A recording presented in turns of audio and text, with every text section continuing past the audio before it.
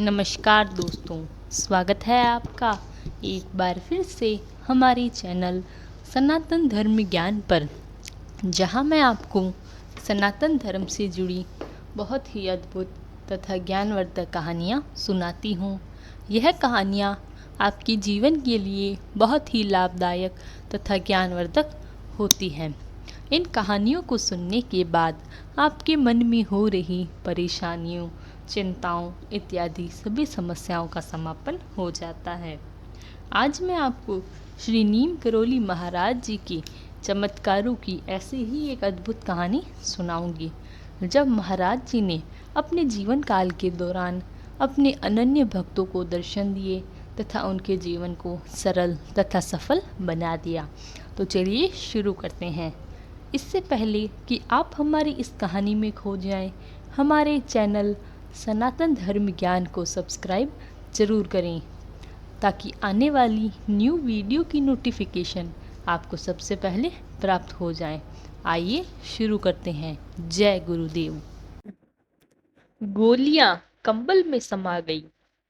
प्रयाग में सन 1966 में कुंभ मेले की तैयारी हो रही थी। झुंसी की ओर गंगा तट पर महाराज भी अपना कैंप लगवा रहे थे, जिसमें भक्तगण ठहर सके और अन्य क्षेत्र के विचार में नित्य भंडारा हो सके। जनवरी का महीना था। बाबा चर्च लेन में ठहरे थे। वह दिन में नित्य किसी भी समय संगम चले जाते, पर उनके लौट कर आने का कोई निश्चित समय नहीं था। दर्शनार्थी शाम से ही चर्च लेन में उनकी प्रतीक्षा करने लगते।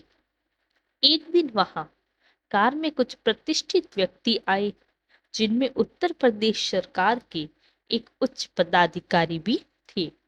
इन लोगों ने रात 8:30 बजे तक बाबा की प्रतीक्षा की। अंत में निराश होकर वापस जाने का सोचने लगे। जब उन्होंने मुझे लेखक से पूछा कि तब और प्रतीक्षा की जाए, मैंने उत्तर दिया कि समय तो उनके आने का निश्चित है नहीं।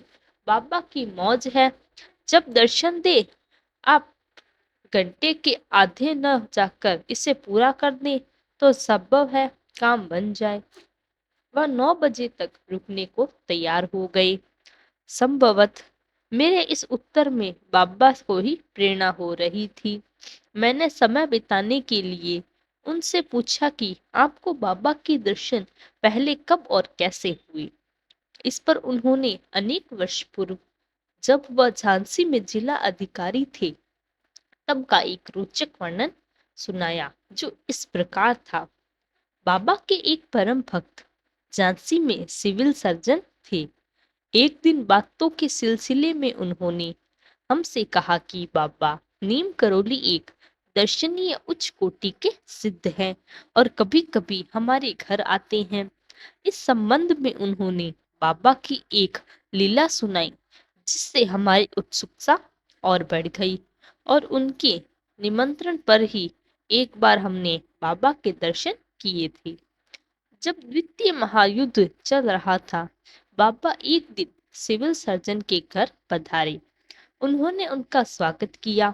रात्रि में बाबा को तख्त में सुलाकर वह स्वयं भूमि पर सो गए, इसीलिए कि आवश्यकता पड़ने पर उनकी सेवा कर सके। रात्रि के 11 बजे दोनों सो गए और 1 बजे भूमि में किसी की झटपटाहट से सर्जन साहब की नींद खुल गई। उन्होंने बिजली जलाकर देखा तो वह बाबा ही थे। कारण पूछने पर उन्होंने अपना कंबल उतार कर उन्हें देते हुए कहा, तू इसे कहीं जलाशय में बहा आ। दूसरे दिन प्रातःकाल इस कार्य को अनुमति मांगी, परंतु वह नहीं माने और उसी समय इस कार्य को करने के लिए कहने लगे। अंधेरी रात थी और कार से जाने का रास्ता भी नहीं था। उन्होंने अपने सेवकों को जगाया और बाबा के आदेश को पूरा कर सूरज निकलने से पहले ही घर आ जाने को कहे।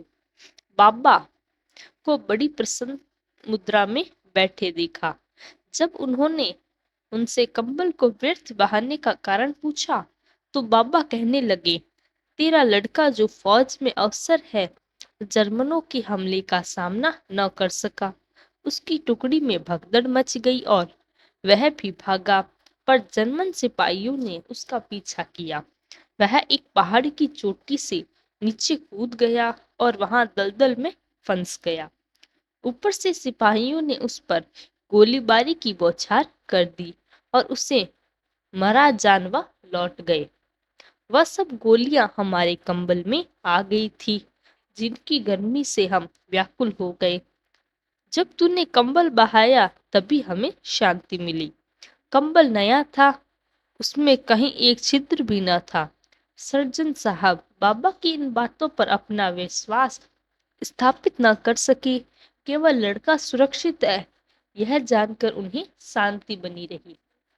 बाबा दूसरे ही दिन चले गए। आपके जाने के कई दिनों बाद उनके लड़के का पत्र उनकी पत्नी को आया। उसने यही विवरण देते हुए आश्चर्य व्यक्त किया कि किस अज्ञात शक्ति ने इन गोलियों की बौछार से उनकी रक्षा की। ऐसी स्थिति में जान बचने की कोई संभावना ही नहीं हो सकती। पुत्र के इस लेख से उन्हें बाबा की महानता का बोध हुआ और दुख हुआ कि वह उनकी बात पर उस समय इनाम न ला सके। पद अधिकारी महोदय ने इतना वृतांत सुनाने में 9 बज गए और उसी समय बाबा का आगमन भी हुआ। ऐसा न मालूम कितने कार्य बाबा को युद्ध क्षेत्र में करने पड़े होंगे।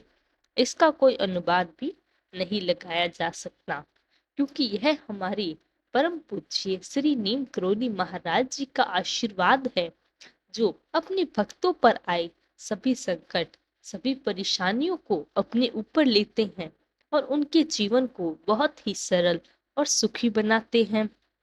महाराज जी कभी भी अपने भक्तों को दुखी या संकट में नहीं देख सकते। हमें तो केवल महाराज जी पर अपनी आस्था रखनी चाहिए और उनकी नित्य सेवा और पूजा करनी चाहिए। महाराज जी के चमत्कारों से जुड़ी ऐसी ही अन्य कथाओं के लिए हमारे चैनल सनातन धर्म ज्ञान को सब्सक्राइब और वीडियो को लाइक, कमेंट, शेयर जरूर करें। तब तक के लिए धन्यवाद। आपका दिन मंगलमय हो। जय गुरुदेव।